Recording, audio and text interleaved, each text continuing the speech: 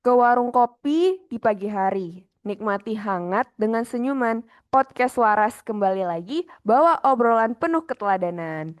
Halo Sobat Waras, selamat datang di Podcast Waras, wadah ASN beraspirasi.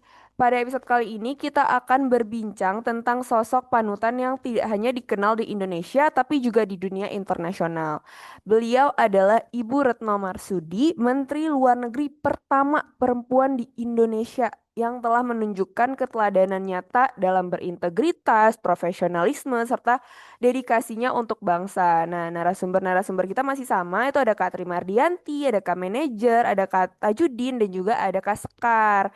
Jadi mungkin langsung aja kali ya, mari kita simak bagaimana nilai-nilai berakhlak tercermin dalam perjalanan dan kiprah beliau. Nah, siapa nih yang mau mulai duluan? Bisa mulai dari nilai berorientasi pelayanan dulu nih. Siapa nih yang mau duluan? Baik, Kak. Saya akan menjelaskan nilai berakhlak dari Bu Retno, yaitu berorientasi pelayanan dan akuntabel. Yang pertama itu berorientasi pelayanan. Sebagai Menteri Luar Negeri, Ibu Retno melayani bangsa dan negara dengan menjaga kepentingan diplomasi Indonesia di kancah internasional. Contohnya yaitu berorientasi pelayanan ketika terjadi konflik di Afghanistan pada tahun 2021. Dengan cepat dan sigap, Bu Retno memimpin upaya evakuasi warga negara Indonesia dari daerah konflik. Beliau tidak hanya memberikan arahan dari Jakarta, tetapi juga memastikan tim KBRI bekerja ekstra keras di lapangan. Ini menunjukkan bahwa prioritas utama beliau adalah keselamatan dan perlindungan WNI dimanapun mereka berada. Yang kedua itu akuntabel. Untuk akuntabel, setiap keputusan diplomasi yang diambil selalu transparan dan dapat dipertanggungjawabkan. Contohnya saat Indonesia menjadi ketua G20. Ibu Retno secara rutin memberikan pembaruan kepada publik dan DPR mengenai perkembangan dan hasil-hasil pertemuan. Beliau menjelaskan bagaimana setiap langkah yang diambil bertujuan untuk memperjuangkan kepentingan nasional, seperti ketahanan pangan dan energi. Sekian, Kak.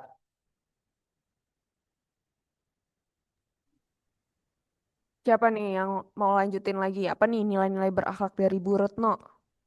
Untuk core values kompetensi ini, Ibu Retno Marsudi itu salah satunya adalah tercermin bagaimana beliau menyelesaikan sengketa perbatasan dengan Malaysia dan Vietnam, lalu memperjuangkan Palestina secara konsisten hingga akhir masa jabatannya, lalu di mana Ibu Retno tidak hanya menyuarakan kecaman terhadap agresi Israel di forum PBB, tetapi juga aktif menggalang dukungan dunia internasional untuk menghentikan genosida yang terjadi.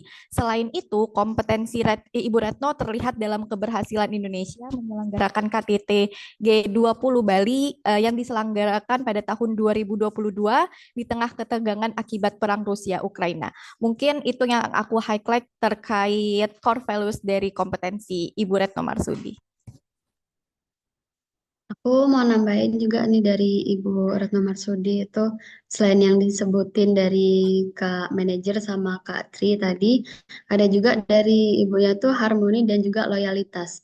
Harmoni ini terlihat jelas dari caranya menjaga hubungan baik dengan negara tetangga dan juga mitra strategisnya. Meski situasi nggak selalu gampang, kayak krisis di Myanmar atau tarik ulur soal kode etik Laut Cina Selatan, beliau tetap berusaha bikin ASEAN tuh tetap solid. Walau hasilnya nggak semuanya langsung tercapai, konsistensinya menjaga kesatuan kawasan itu bikin kita lihat betapa seriusnya beliau pegang nilai kebersamaannya. Kemudian lalu ada loyalitas. Ini bukan cuma soal politik luar negeri Indonesia, seperti sikap teguh beliau dalam mendukung Palestina, tapi juga soal kehidupan pribadinya dia. Jadi bayangin di tengah jadwal super padatnya dia sebagai utusan khusus PBB untuk isu air, beliau masih menyempatkan ikut mendoakan dan menyaksikan putranya ujian spesialis jantung lewat Zoom. Itu menunjukkan kalau beliau nggak cuma setia pada bangsa, tapi juga tetap hadir untuk keluarga. Mungkin ada yang lainnya juga. Oke Kak Sekar, mungkin aku tambahin ya terkait dari core values.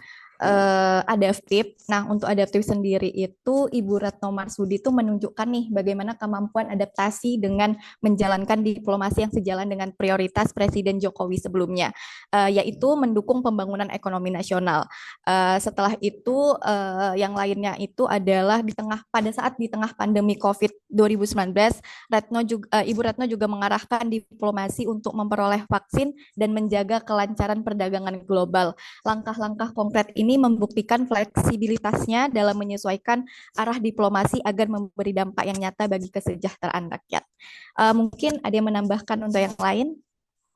Nah, terakhir dari saya kolaboratif nih Kak. Bu Retno selalu menunjukkan sikap kolaboratif dalam pekerjaannya.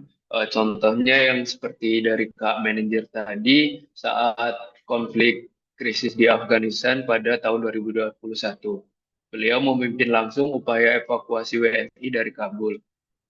Bu Retno juga bekerja sama dengan pemerintah Qatar, organisasi internasional, bahkan lembaga kemanusiaan. Kerjasama ini membuat evakuasi berjalan dengan lancar dan banyak nyawa yang bisa diselamatkan. Dari sini kita belajar bahwa kolaborasi bukan hanya bekerja sama, tapi juga membangun kepercayaan dan komunikasi yang baik dengan banyak pihak. Sikap ini bisa kita contoh dengan selalu siap bekerja sama, mendengar masukan orang lain, dan berusaha mencari hasil yang bermanfaat bagi semua. Itu aja sih, Bang. Oke, keren banget ya Bu Retno Marsudi ini menunjukkan kalau nilai berakhlak itu bisa bikin kita dihormati di dunia internasional juga.